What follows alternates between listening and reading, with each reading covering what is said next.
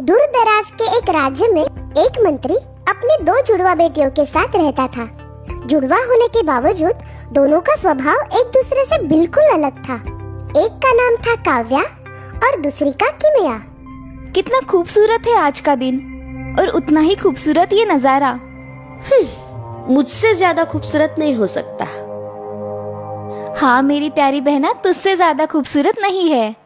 काव्या बचपन से बहुत ही शांत, सरल और समझदार थी। वही किमिया को अपने रंग रूप पर बहुत घमंड था। वो स्वार्थी और जिद्दी थी। दोनों के 19वें जन्मदिन पर मंत्री ने बहुत बड़ी दावत रखी।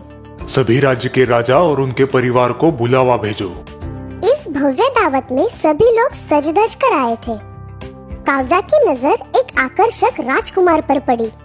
किमिया भी उसी राजकुमार को देख रही थी। वो देखो, वो राजकुमार कितने आकर्षक है। हाँ, आकर्षक तो है। राजकुमार तो मुझे ही पसंद करेंगे।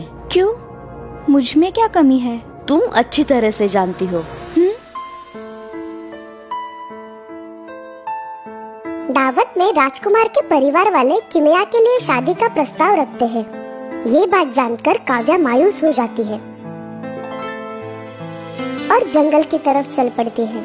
जंगल की तरफ जाते वक्त उसे एक बुजुर्ग जादूगर रोक लेते हैं। मैं जानता हूँ तुम्हारा मन विचलित है।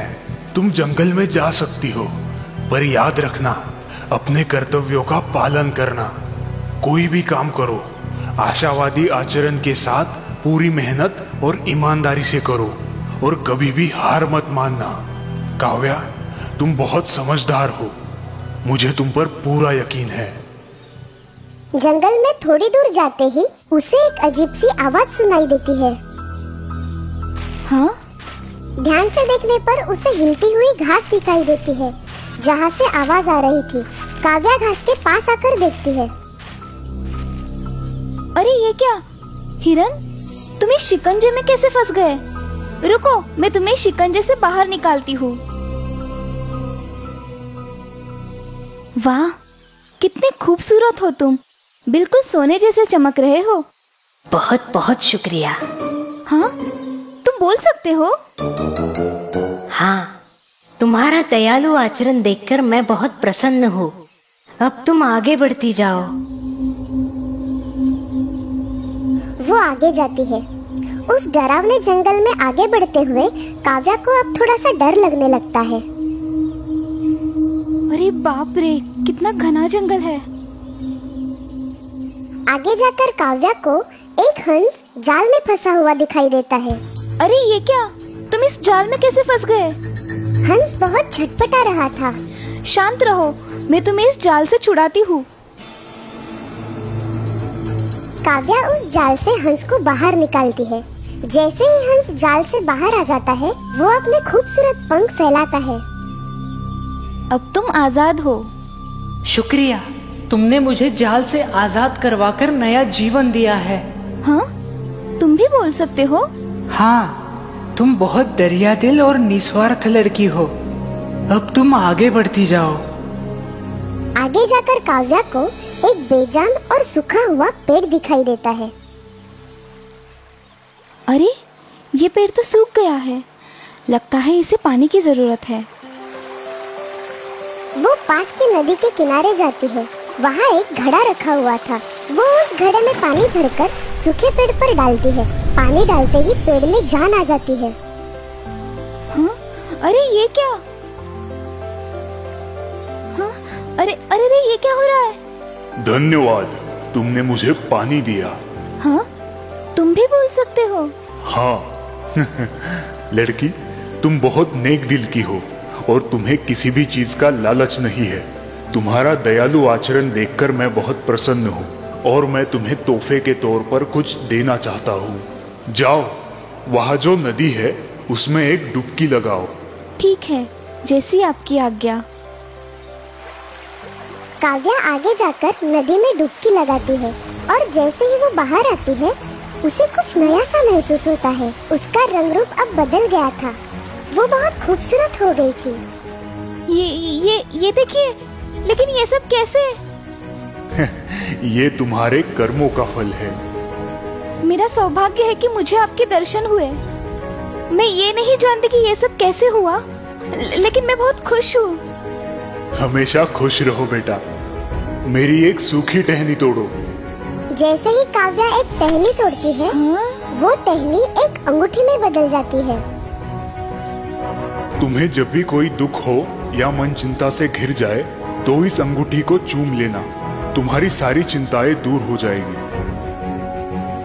वापस आते वक्त काव्या को वही जादुई हंस फिर दिखाई देता है। हंस ऊपर से लेकर नीचे तक हीरे की तरह चमक रहा था। वाह, कितने खूबसूरत हो तुम। तुम बहुत सुलझी और समझदार लड़की हो। मेरा ये पंख अपने पास रखो। तुम्हें जब भी मदद की जरूरत पड़े, इस पंख को हाथ में पकड़कर मुझे याद करना। अरे, तुम तो बिल्कुल ठीक हो गए। मैं स्वस्थ हूँ। तुम्हारी उदारता और दया से भरा मन देखकर मैं प्रसन्न हो गया हूँ। मैं तो बस अपने कर्तव्यों का पालन कर रही थी। तुम जब भी किसी मुसीबत में फंस जाओ, मुझे आवाज लगाना। मैं तुम्हारी मदद के लिए आ जाऊंगा। काव्या खुशी खुशी वापस जाती है। रास्ते में उसे वो बुजुर्ग जादूगर मिलता है। काव्या, तुम्हारे स्वभाव को देखकर उन्होंने तुम्हें ये उपहार दिए हैं जो जीवन भर तुम्हारे काम आएंगे। अब अपने घर जाओ, सब कुछ ठीक हो जाएगा। काव्या अपने घर वापस आ जाती है। काव्या, तुम इतनी खूबसूरत कैसे हो गई और कहाँ चली गई थी? और ये सब क्या है? एक बुजुर्ग जादूगर ने मुझे जंगल भेजा था। किमिया के मन में लालच आ जाता है। वो सीधे जाकर बुजुर्ग जादूगर से मिलती है। काव्या मायूस थी, इसीलिए उसे जंगल में भेजा था। तुम्हें ऐसी कोई परेशानी नहीं है? नहीं, मैं भी जाना चाहती हूँ जंगल में। ठीक है, तुम जाना चाहती हो तो जाओ, लेकिन याद रखना, जो भी काम करोगी पूरी ईमानदारी से करना। किमिया जंगल में जाती है। बिल्कुल काव्या की तरह उसे भी हिरन मिलता है। मेरी मदद करो, कोई मेरी मदद करो। मैं यह वक्त बर्बाद नहीं करना चाहती हूँ। मुझे जल्द से जल्द और भी खूबसूरत बनना है। वो उसे अनदेखा करके आगे बढ़ जाती है। किमिया आगे जाकर हंस को जाल में फंसा हुआ देखती है, पर वो उसे अनदेखा करती है। आगे जाकर उसे सूखा हुआ जादुई पेड़ दिखाई देता है। तुम वही हो ना जिसने मेरी बहन को पानी में डुबकी लगाने के लिए कहा था? मुझे भी बताओ, कहाँ है वो नदी? मैं भी खूबसूरत होना चाहती हूँ। किमिया की बात सुनकर जादुई पेड़ अपने असली रूप में आता है और किमिया को अपनी शाखाओं से पकड़ लेता है। खूबसूरत? हाँ हाँ, बहुत खूबसूरत बनना चाहती हूँ। तुमने अपनी जिंदगी में ऐसा कौन सा काम किया है जो प्रशंसनीय है? तुमने कभी निस्वार्थ भाव से किसी की मदद की है? किसी का दर्द दूर करने की कोशिश की है? या ऐसा कोई भला काम जिससे किसी का उद्धार हुआ हो? नहीं। लड़की, तुम गलत जगह आई हो। पहले अपने मन से नकारात्मक भाव हटा दो। अपने अपनों से मिलजुल कर रहो। दूसरों के प्रति सकारात्मक दृष्टिकोण रखो। तुम अपने आप खूबसूरत बन जाओगी। किमिया वहाँ से सीधे अपने घर लौट आती है और अपनी बहन से उसके बुरे बर्ताव के लिए माफी मांगती है।